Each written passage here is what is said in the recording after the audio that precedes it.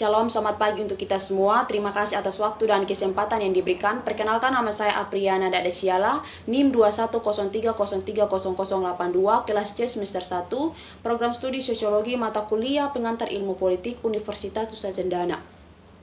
Pada video kali ini saya akan menjelaskan materi yang saya review dari buku Politik Ketertiban di Pasar Informal. Di sini saya akan membahas pertama pengantar, institusi publik jarang melayani kebutuhan pekerja informal yang pencakup sebanyak 62%. Peraturan ini dengan menegakkan dari pedagang di asosiasi mereka sendiri. Pasar di Lagos, Nigeria menyediakan contoh dari kedua jenis asosiasi. Misalnya, dua pasar di pusat kota tampak serupa dari bagian luar, namun pasar diatur sangat berbeda. Strategi ketika mereka menghadapi kemungkinan campur tangan pemerintah, ancaman dari pemerintah memotivasi kebijakan promosi perdagangan karena pemimpin perlu minimalkan perselisihan kelompok untuk mengurangi kemungkinan investasi negara, dan pemimpin jasa pasar memeras dari pedagangnya.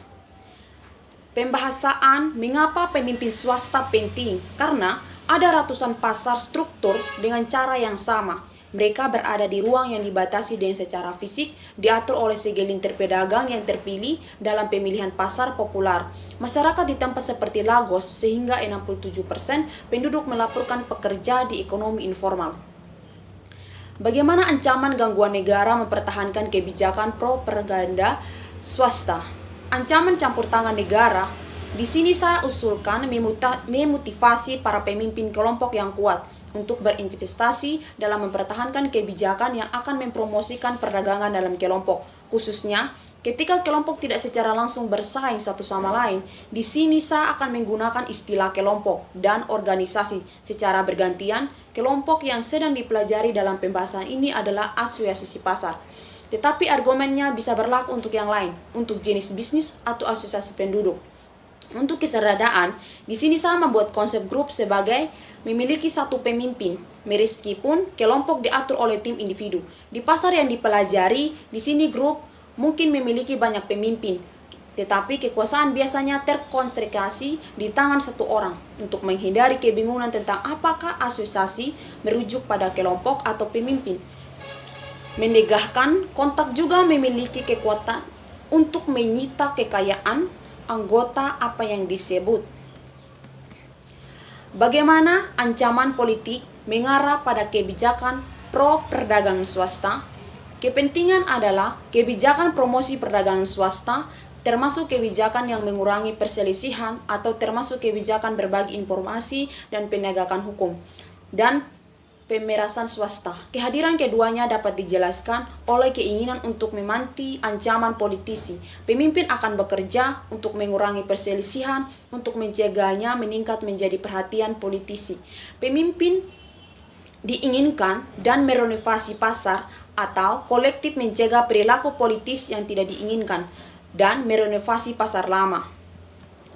Implikasi yang lebih luas. Bukti yang akan disajikan dalam dua implikasi utama bagi mereka, yaitu pemahaman tentang peran politik dalam pembangunan ekonomi. Pertama, itu menyarankan seluruh untuk pembangunan yang tidak tergantung pada kedua perkembangannya. Kedua ini memperbarui pemahaman tentang faktor-faktor yang menopang pro perdagangan swasta, kebijakan dalam kelompok yang melampaui sektor informal.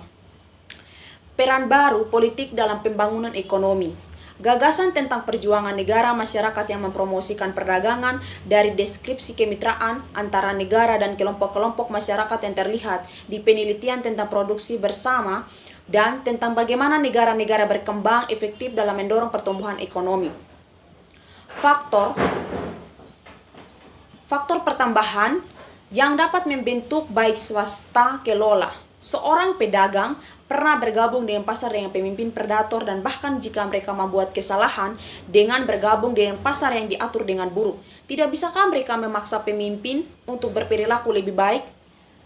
Bisakah cakrawala waktu seorang pemimpin menentukan bagaimana mereka memerintah? Sekarang beralih ke penjelasan kritik potensial dari argumen bahwa pedagang yang sukses memilih pasar yang diatur dengan baik, bahwa daripada keseimbangan kekuasaan kondisi yang erat antara negara.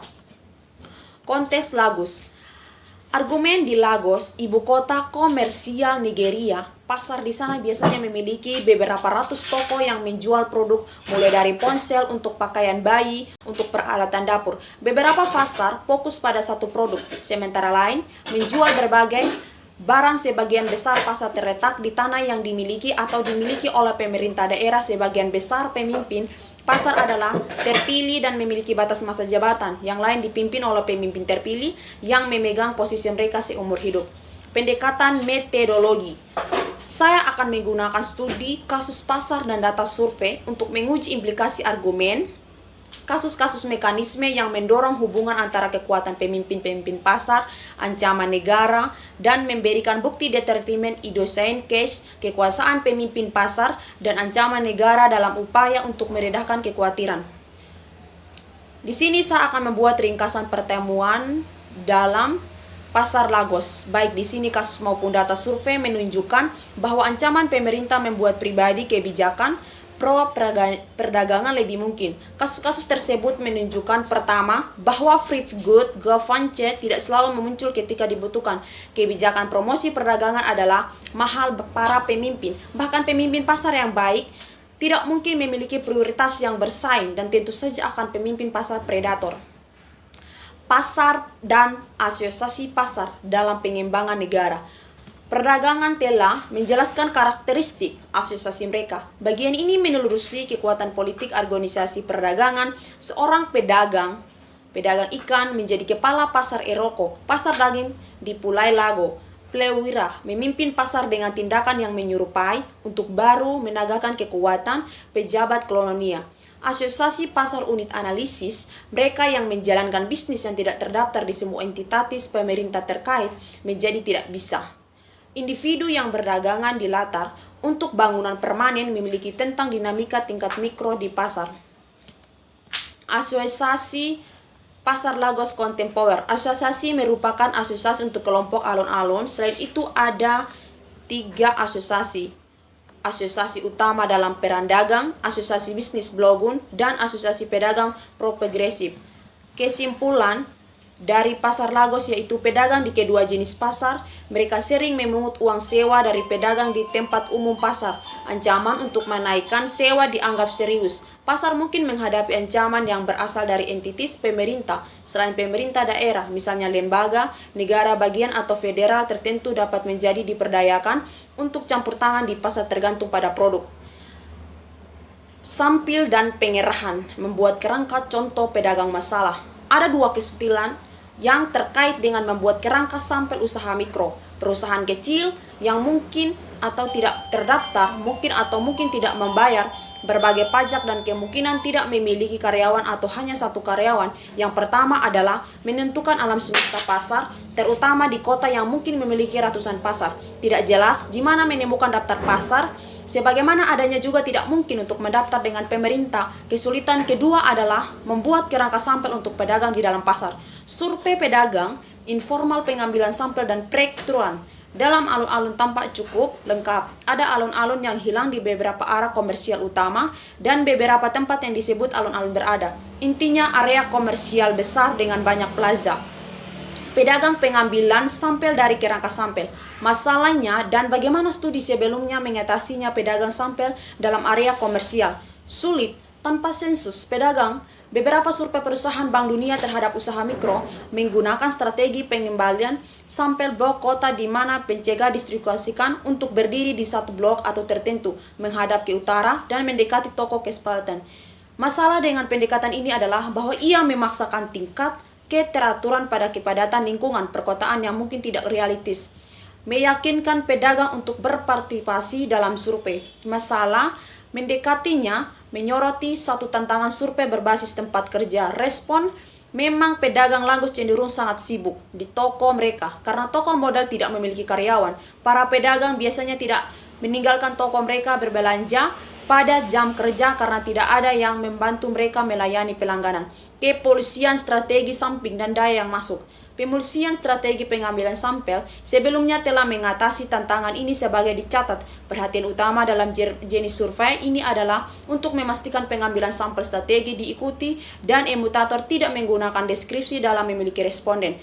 Di sini saya belum dapat menemukan informasi tentang bagaimana jika sama sekali kepatuhan dengan strategi pengambilan sampel tidak diawasi sebelumnya survei usaha mikro, pemulsian administrasi survei. Masalahnya dan bagaimana orang lain melakukannya, mengumpulkan data survei berkualitas tinggi itu sulit. Sejumlah faktor memperburuk rintangan standar untuk survei ini. Pertama, pedagang terkadang terganggu dengan merawat pelanggan selama administrasi survei. Kedua, di sini ingin informasi tentang pertanyaan sensitif. Mendefinisikan keanggotaan asosiasi pasar, mengidentifikasi pedagang yang termasuk dalam asosiasi yang pasar, Paren Daging Asosiasi Bisnis Blagon, Asosiasi Pasar Blagon Pulau Lagos 2, Persatuan Pedagang Blagon Pulau 2 Lagos, Pameran Dagang, Serikat Pedagang Blagon atau Pulau Lagos tidak dapat digunakan asosiasi destalsis.